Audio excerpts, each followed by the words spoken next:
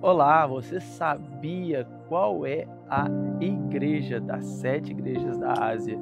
Que no seu contexto daquela época, João foi uma daqueles membros da igreja e também Timóteo, 60 depois de Cristo, ele foi pastor dessa igreja, é essa mesmo, a igreja de Éfeso.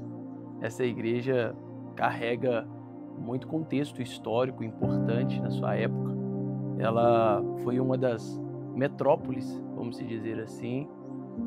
Ela foi a igreja ou a cidade principal no contexto da época, no contexto asiático. E ali, nessa época, ela foi uma porta principal, aonde navios que chegavam eram abordados primeiramente por essa cidade. Então era uma cidade, além de turística, era uma cidade de negócios, uma cidade muito rica. Essa cidade é a cidade de Éfeso. E por que a gente começa o vídeo falando dessa forma, trazendo curiosidade, um texto sobre essa cidade? Porque muito daquilo que vai ser abordado em Apocalipse, capítulo de número 2, e eu vou ler aqui para nós situarmos, vai ser sobre este contexto e onde essa igreja estava estabelecida, que é a igreja de Éfeso.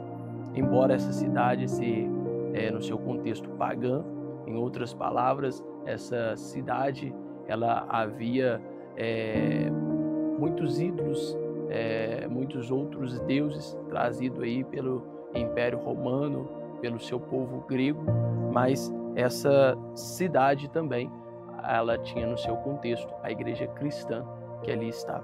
Então vamos lá. A Bíblia vai dizer assim, ao anjo da igreja em Éfeso, ou seja, a igreja que estava estabelecida em uma cidade, com ponto de atenção, quando a gente pega todas as 7 igrejas da Ásia, a gente vai ver uma igreja que estava se posicionada em uma cidade. Atualmente, hoje, nós levantamos as placas denominacionais, mas naquele tempo não era assim. A igreja, ela era a igreja da cidade, ou pertencente a uma cidade, como a Bíblia vai dizer, ao anjo da igreja em Éfeso. O anjo aqui, há uma divergência teológica, algumas pessoas atribuem a um anjo mesmo, a uma divindade, mas na sua grande maioria ela é atribuída a um pastor, a um líder que estava ali cuidando daquela igreja. Então vai dizer assim, essas coisas escreve. Estas são as palavras daquele que tem as 7 estrelas em sua mão direita e anda entre os 7 candelabros de ouro. Conheça as suas obras, o seu trabalho árduo e a sua perseverança. Sei que você não pode tolerar homens maus, que pôs à prova os que dizem ser apóstolos, mas não são, e descobriu que eles eram impostores. Vocês têm perseverado e suportado sofrimentos por causa do meu nome, e não têm desfalecido. Contra vocês, porém, tenho isto: você abandonou seu primeiro amor. Lembra-se onde caiu, arrepende-se e pratica as obras que praticava no princípio. Se não se arrepender, virei a você e tirarei do seu candelabro do lugar dele.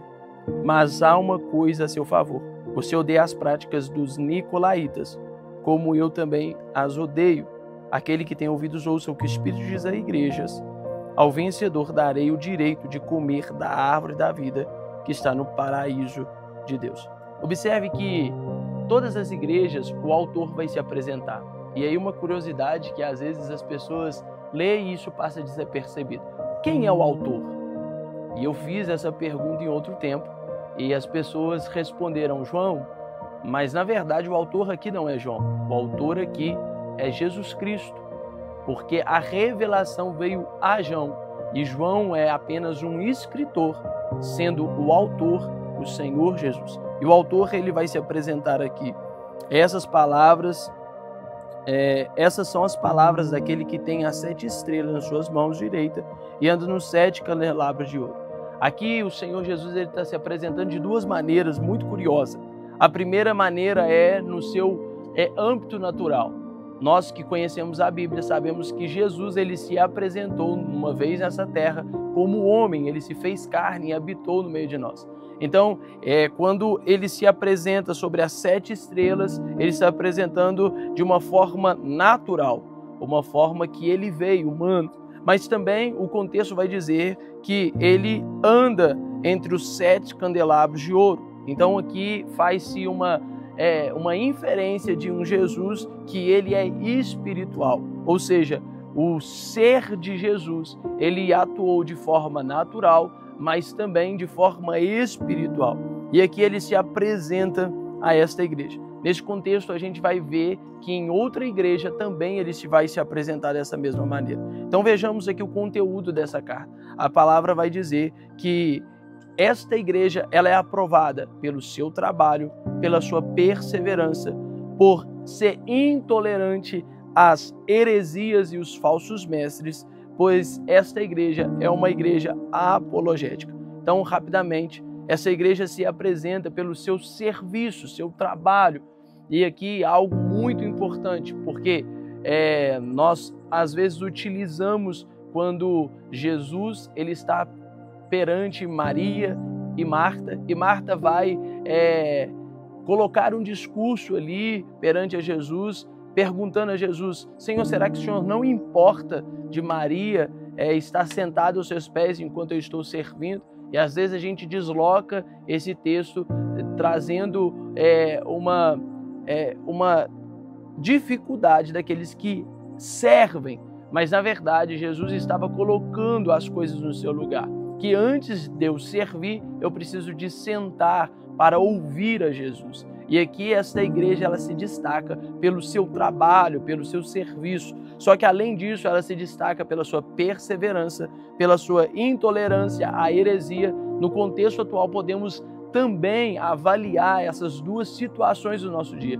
O quanto tem sido difícil permanecer como cristão e também como é difícil ser intolerante a várias heresias que têm se surgido no cenário atual, que quer minar, roubar, destruir a nossa fé. Só que essa igreja também é uma igreja apologética e em 1 Pedro 3,15 vai destacar o quanto é importante nós como igreja estar pregando a palavra de Deus. Então observe, esse vídeo que carrega esse conteúdo instrutivo, ele também tem um apelo aqui a você exercer a sua fé em Deus, a você praticar a sua fé, e isso é a apologética em Cristo, é aquele que defende a sua maneira de crer, a sua maneira de pensar, aquele que defende os seus princípios e valores. Essa é uma igreja que destaca, porém, a censura aqui também. A censura é o afastamento do primeiro amor.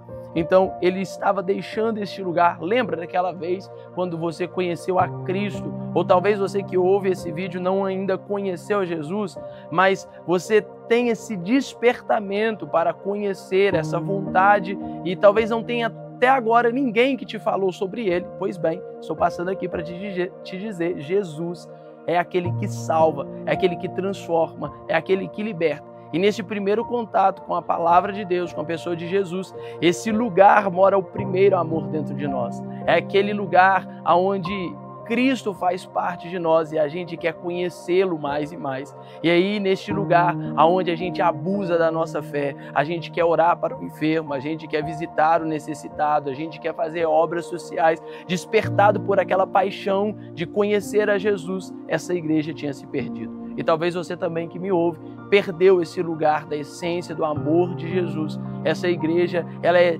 disciplinada, ela é corrigida, ela é pontuada porque havia deixado esse primeiro amor. Só que além disso, a palavra de Deus também vai falar sobre a negligência dela de fazer aquilo que era certo. Ela via as obras dos nicolaítas, ela via grupos que existiam naquele contexto que pregava contra o Jesus que cremos, mas ela não se opunha, ela não se posicionava contra. Então nesses dias você precisa se posicionar, tudo aquilo que vá ao contrário da sua fé. Meu apelo aqui é: não seja negligente com aquilo que você vê que é errado, não seja omisso quando você ver uma prática errada, seja sim um apologético, aquele que age em favor da sua fé.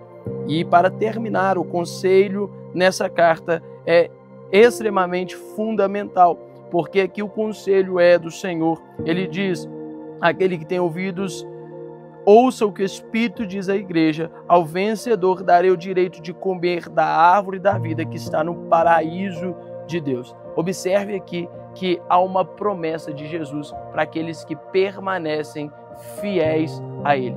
E o que eu quero te dizer de suma ou de resumo, em síntese dessa carta, é que você precisa arrepender de todos os seus pecados. No demais, que Deus em Cristo te abençoe.